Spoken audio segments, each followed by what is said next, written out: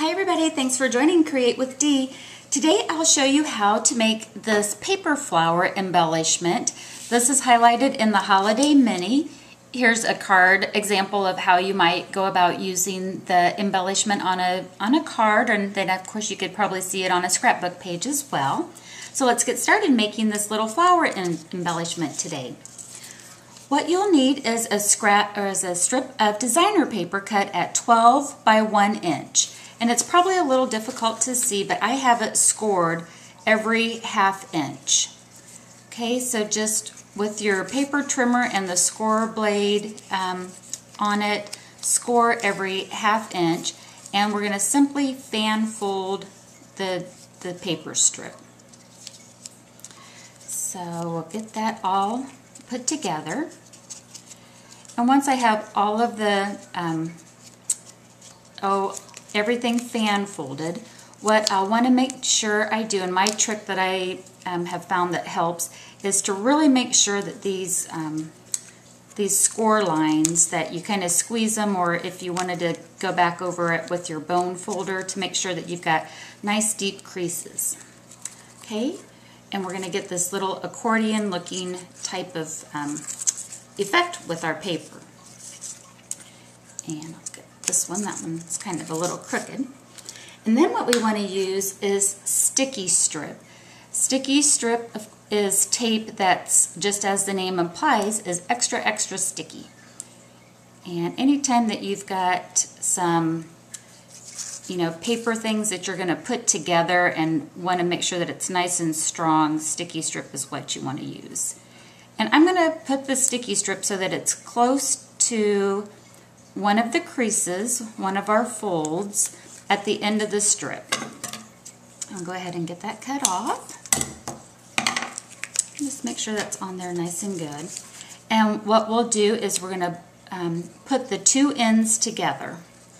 And what we want to make sure that we have here is that the peaks and valleys of our accordion fold goes, and so by putting the two ends together we have that continuation.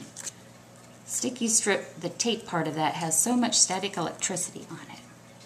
So I put it high up on the fold so that I can match this up as close as possible. And sticky strip isn't very forgiving if you have to reposition it. So, okay, so we're going to get something that looks like this. And on this little flap here, I'm actually going to trim this off a little bit. Again, just a little tip, it seems like it helps somewhat. Okay, so with this embellishment, the more you play with your paper, the more it actually starts working in the direction that you want. And what we want to do is kind of fold this inward to get the embellishment. Okay, so I got just a little bit of work here. Okay, so this is what, it wants to do. So, again, just kind of play around with it, and it'll go with it, or to kind of go inward to make the flower embellishment. It's not hard, it's just that, you just keep kind of messing with it to break down the fibers. And there we go. There's how the flower will come together. Alrighty, so what we need for this is we need a backing. And so I'm going to take the smaller scallop punch that's in the catalog, and mine's not going to be seen, so I just have a scrap of Whisper White, and I'm going to take my mini glue dots, and I'm going to pick up about 6 of them on the minis, and I'm going to go try to keep it towards the center of the scallop punch here. I just want to get a nice variety of coverage with the glue dots so that when I put my flower paper down, all of those ridges have something to catch on.